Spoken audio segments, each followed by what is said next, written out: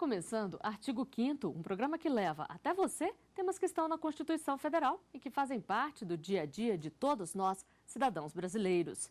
No programa de hoje vamos falar sobre a ressocialização de presos. O artigo 5º determina que todos são iguais perante a lei, sem distinção de qualquer natureza, e garante, entre outras coisas, o direito à liberdade e à segurança. Também assegura aos presos o respeito à integridade física e moral. E para falar sobre a ressocialização de presos, nós recebemos dois convidados no estúdio do Artigo 5º. Está aqui conosco o advogado criminalista Pedro Paulo de Medeiros, conselheiro federal da Ordem dos Advogados do Brasil. Também vamos conversar com o pastor Antônio Sérgio, diretor do Instituto Liberty, projeto que utiliza a inclusão produtiva de detentos e ex-detentos como estratégia de prevenção da reincidência criminal. Sejam bem-vindos ao Artigo 5º. Doutor Pedro Paulo, eu gostaria que o senhor começasse explicando para a gente o que envolve a ressocialização de presos. Ressocializar é torná-lo apto a conviver em sociedade, porque até então ele não era, tanto é que ele não respeitou bens jurídicos importantes para a sociedade. E como é que você faz isso? Há várias formas. Aquela que nós mais adotamos, não é? É de você puni-lo com prisão ou eventualmente com outros tipos de penas, que são aquelas penas restritivas de direitos, mas que de igual forma restringem direitos desse cidadão, desse indivíduo, para que ele sinta o desvio que cometeu e possa, na medida daquilo que o Estado vai fazendo com ele, o ensinando, oferecendo a ele oportunidade de trabalho, oportunidade de repensar o que ele fez, ensinando a ele os limites éticos e morais de uma sociedade e mostrando a ele que aquilo que ele fez não se faz. Como é que você faz isso? Em tese, dentro de um presídio ou dentro de uma aplicação de pena restritiva de direito, ensinando ao indivíduo que aquilo não se faz e quais são os bens importantes para a sociedade. Em tese, isso é uma ressocialização, você ensinar para a pessoa como se comportar em sociedade. Doutor Antônio Sérgio, o Instituto Liberty é um parceiro nessas ações, não é mesmo? Como é que é a ação desse projeto? Olha, o Instituto Liberty surgiu através de uma parceria com o Conselho Nacional de Justiça. Essa parceria foi muito interessante, porque o nosso problema é o que o preso iria fazer quando ele saísse do sistema. Não há vagas suficientes, também não há treinamento suficiente. Eu viajei para São Paulo e resolvi trazer o Instituto Liberty para Brasília. O Liberty ele trabalha em 3 vertentes: a recepção de presos estrangeiros, a venda de produtos com egresso e através da resolução 154. Nós também recebemos a resolução 154, que são as penas pecuniárias, que nos ajuda na compra de máquinas, na compra de produtos e também nos ajuda a manter algumas casas de dependência química.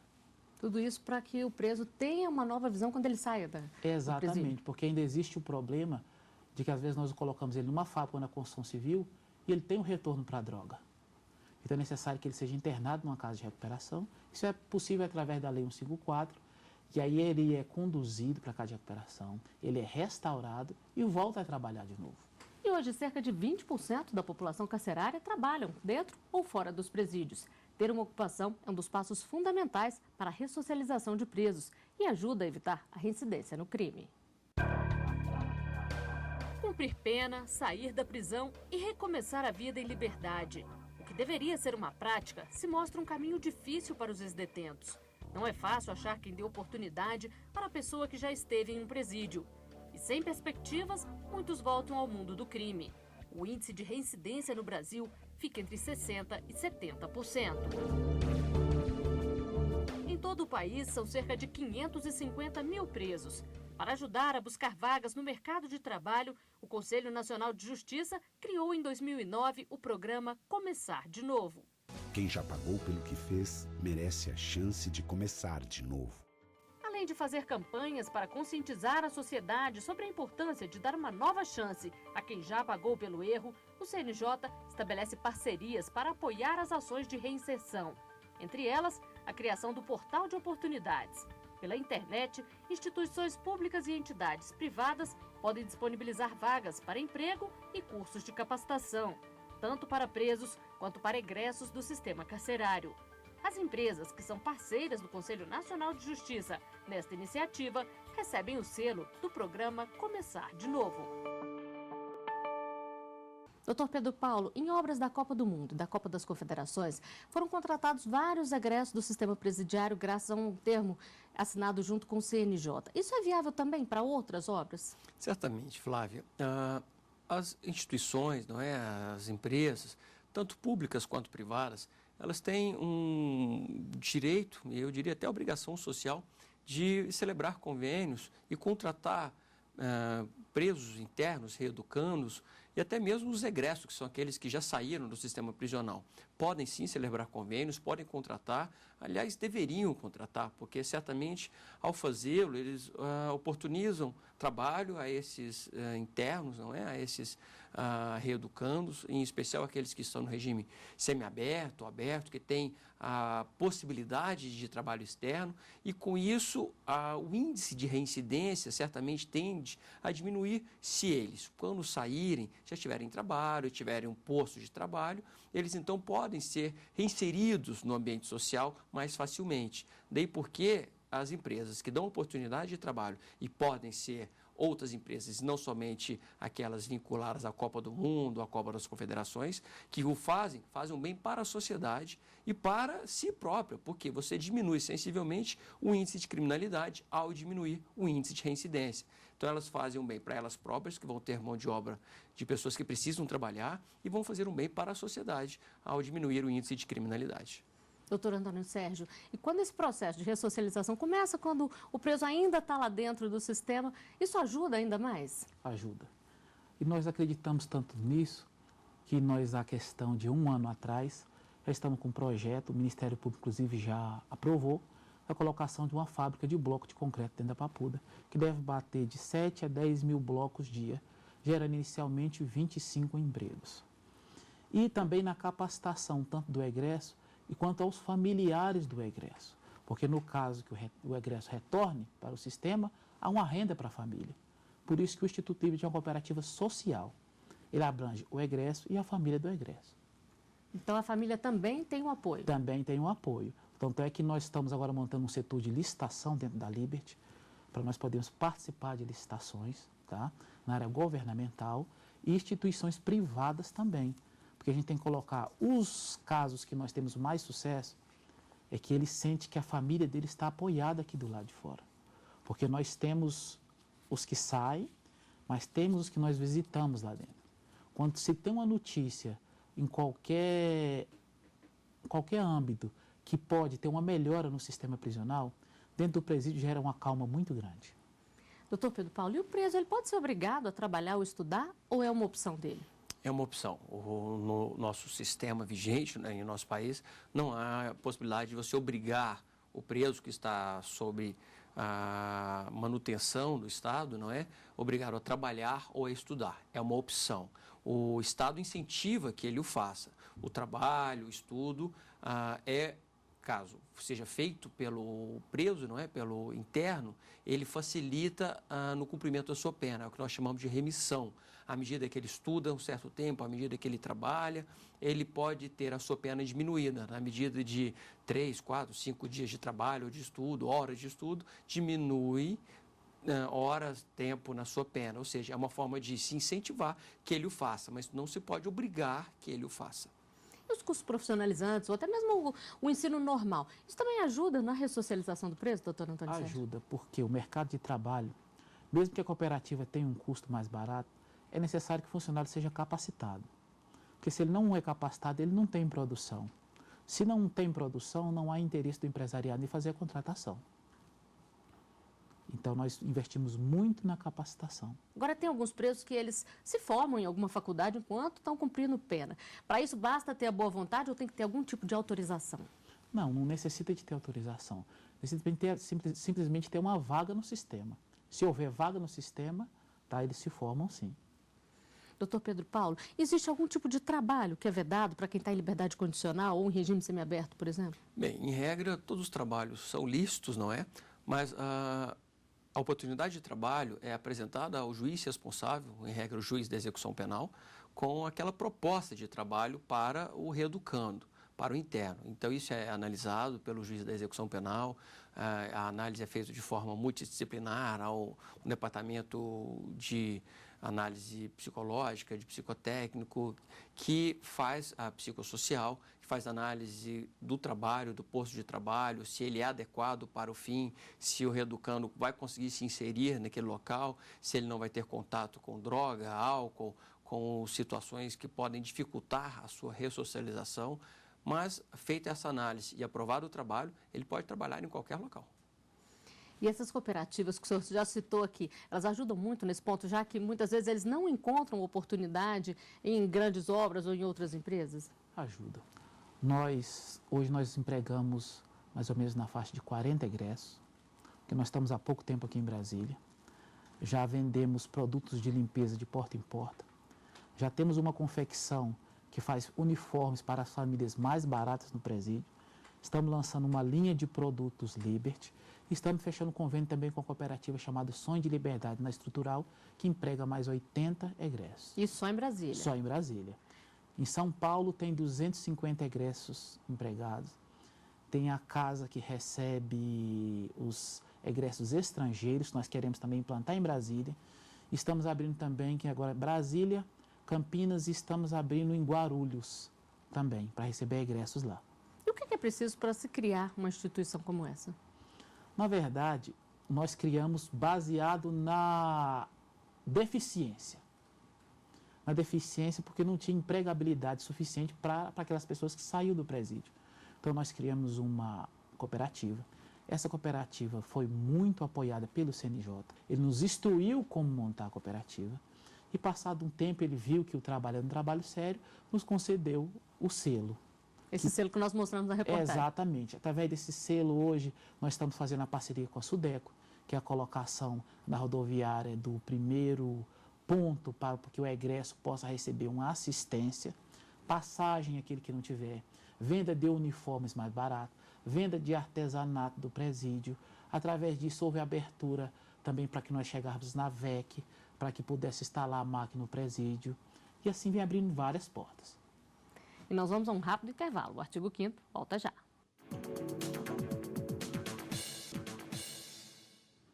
Estamos de volta com o artigo 5º. Os nossos convidados são o pastor Antônio Sérgio, diretor do Instituto Liberty, projeto que utiliza a inclusão produtiva de detentos e ex-detentos como estratégia de prevenção da reincidência criminal, e o advogado criminalista Pedro Paulo de Medeiros, conselheiro federal da Ordem dos Advogados do Brasil. No programa de hoje, estamos falando sobre a ressocialização de presos. Ao sair da prisão, a lei prevê que a pessoa tenha ajuda para se reintegrar à sociedade.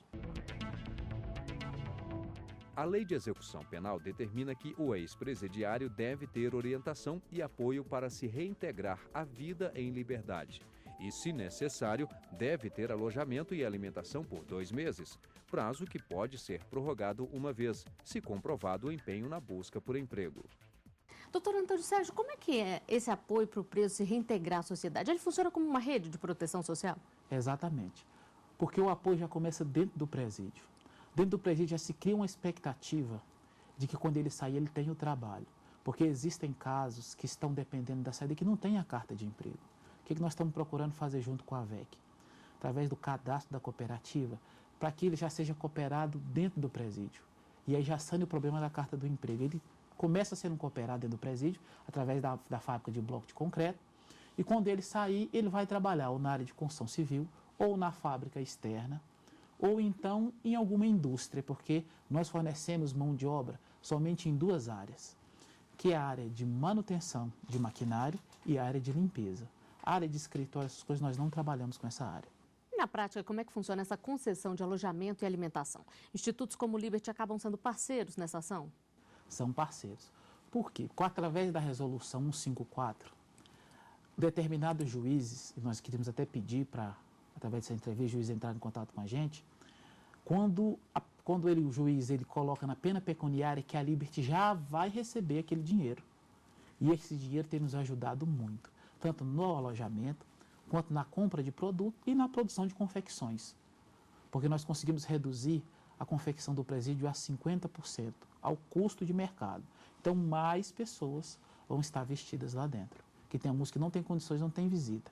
Fora isso, nós ainda fornecemos a melhora de alguns que não têm acompanhamento, com roupa, às vezes com higiene, às vezes com sandália, às vezes com alguma comida ou com remédio. Isso aí também nós fazemos lá dentro do presídio. Agora, doutor Pedro Paulo, a lei fala que o governo deve providenciar tudo isso. O que acontece se isso não é feito? Bem, veja só, em várias situações o Estado tem obrigações que não são cumpridas. E o Estado alega que ele cumpre na medida do possível, que é o que ele diz, ele vai até o limite da reserva do possível, não é? Em contrapartida, nós exigimos que ele faça o mínimo, que é o mínimo existencial.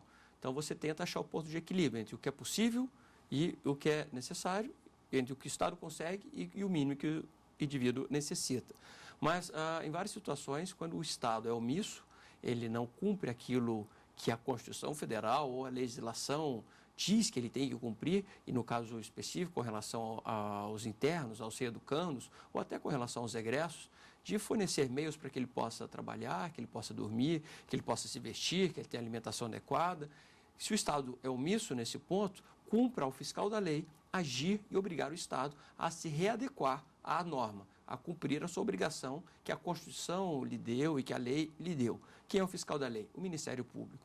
Então, o Ministério Público, em várias situações, nós acompanhamos, ele promove ações exigindo do Estado que cumpra a sua obrigação legal. Então, o Ministério Público propõe ações perante o Judiciário para que o Judiciário obrigue o Estado em sentido amplo, pode ser a União, pode ser o Estado, pode ser o município, quem for o responsável por aquele sistema penitenciário qualquer, para que então forneça alimentação, forneça vestuário e dê condições mínimas dignas para aqueles indivíduos que, por certo momento, estão ali sendo ressocializados, mas que não deixam de ser indivíduos, não deixam de ser portadores e ostentarem a dignidade como qualquer pessoa, que estão por um breve momento cumprindo pena, mas que logo voltarão para a sociedade e precisam ser cuidados enquanto ali estão, sob pena de, quando retornarem à sociedade, voltarem a delinquir, e isso é ruim para toda a sociedade e não somente para eles. E o Estado consegue atender essa demanda hoje, doutor Pedro Paulo? O Estado não consegue atender toda a demanda, nós sabemos a situação calamitosa em que se encontram os presídios, não é? Todos os estabelecimentos prisionais no país, alguns piores que os outros, mas todos são de um nível muito ruim, mas o Ministério Público tenta fazer com que o Estado cumpra a sua obrigação, mas o Estado, então, em contrapartida, diz: eu não tenho condições financeiras de arcar com todas as minhas obrigações, eu faço aquilo que é possível, o mínimo eu faço em várias áreas. Eu tenho que cuidar do sistema prisional, tenho que cuidar do sistema de saúde, tenho que cuidar do saneamento básico. Então, o que as pessoas dizem de o cobertor ser curto, não consegue cobrir tudo. Mas então é quando você então faz uma análise. Então você deixa de aplicar aqui na publicidade, que é algo supérfluo, ou pelo menos nas prioridades. Eu tenho uma prioridade ainda maior, que é a do sistema prisional. Então deixa de aplicar na publicidade e aplica no sistema prisional. Mas são situações específicas. Mas, em regra, o Ministério Público tem tido ações nesse sentido, e a própria Ordem dos Advogados do Brasil, por suas comissões de direitos humanos, também tem feito provocação aos estados, feito visitas aos presídios, demonstrando o estado em que estão, e então se voltam ao estado e exigem que haja adequações ao mínimo de dignidade daqueles presos. E aí são fundamentais as parcerias como com o Instituto Liberty para poder resolver o problema do cobertor curto, doutor Antônio Sérgio? Na verdade, nós somos um apoio ao Estado. Nós que visitamos o presídio, a gente vê que existem homens, juízes, que fazem tudo aquilo que eles podem. Porque, no nosso caso, nós acompanhamos o preso antes, durante e depois da saída. E o problema maior é que no sistema prisional hoje, a idade que entra o egresso está cada vez mais jovem. Quando nós começamos o trabalho, era a média 32 até 38 anos. Hoje existem jovens no presídio que a gente pensa que tem 16, e ele já tem 20. E muitas vezes não sabe ainda não acordaram nem porque estão presos. Existem casos que já é a 4ª vez que retornou. Então, a nossa preocupação é que existe uma data de saída. E se não houver um apoio para essa data de saída, vai haver uma data de retorno. Essa é a nossa maior preocupação. E nas ruas as pessoas falam sobre a importância da ressocialização de presos. A equipe do Artigo 5º foi conferir as opiniões. Rola sim um preconceito, entendeu? Mas pelo visto que da empresa, né? Tipo, achar que o funcionário pode aprontar, fazer alguma coisa de errado, entendeu? A gente vê que as pessoas, elas dizem em si, não tem um preconceito, mas no fundo acaba não dando a oportunidade para aquela pessoa que necessita do emprego, ainda mais se for um ex-presidiário. Porque as pessoas ainda não estão preparadas, né, para receber os ex-presidiários. Existe um preconceito muito grande ainda, eu acho que deve ser quebrado, né? São pessoas como nós, que já pagaram pelo que deviam e merecem uma nova chance. Isso depende muito do crime que aquele presidiário praticou. E também uma certa orientação, até uma reeducação cultural na mente das pessoas também, para que possam, né, assim, ver a melhor possibilidade de como dar oportunidade a essas pessoas, esses ex-detentos. Doutor Antônio Sérgio, o preconceito ainda é muito grande mesmo? É enorme. Enorme, inclusive já chegamos até a perder alguns contratos, tá? Quando souberam que a empresa era de ex-presidiários. Porque o problema do ex-presidiário é que se tem 10 trabalhando, 20 trabalhando e uma pronta, muitas vezes o contrato é rescindido com todos os 20. Todo mundo leva a culpa. Todo mundo leva a culpa. Então, nós estamos investindo muito na área de supervisão. Um exemplo, para cada 10 pessoas, 10 egressos que são contratados, existe um supervisor. Aquele supervisor, ele acompanha o trabalho, acompanha o estado psicológico do preso. A diferença do Instituto Liberty é que nós temos o acompanhamento psicológico. Se nós sentimos de alguma maneira que ele não está preparado ou está regredindo naquela função, nós fazemos a troca. Ele retorna para a casa de recuperação, para o centro de apoio, para que aí ele volte a prestar o seu trabalho para a comunidade. Esse que é o diferencial. Doutor Pedro Paulo, e de que forma reeducar, conscientizar a população de que é importante dar essa segunda chance para quem já pagou pelo erro? É mostrar para essa mesma sociedade que ela tem que cuidar da ressocialização, que ela tem que absorver esse reeducando, esse egresso e dar a ele oportunidade de trabalho. Porque por mais que seja algo falado, refalado, conhecido por todos, para você diminuir índice de criminalidade em uma sociedade, você tem que tratar a causa da criminalidade. Você não pode simplesmente tratar o sintoma, que é o crime em si. Qual é a causa? As pessoas se sentem fora, excluídas da sociedade, vivem à margem, daí o nome marginal, não é?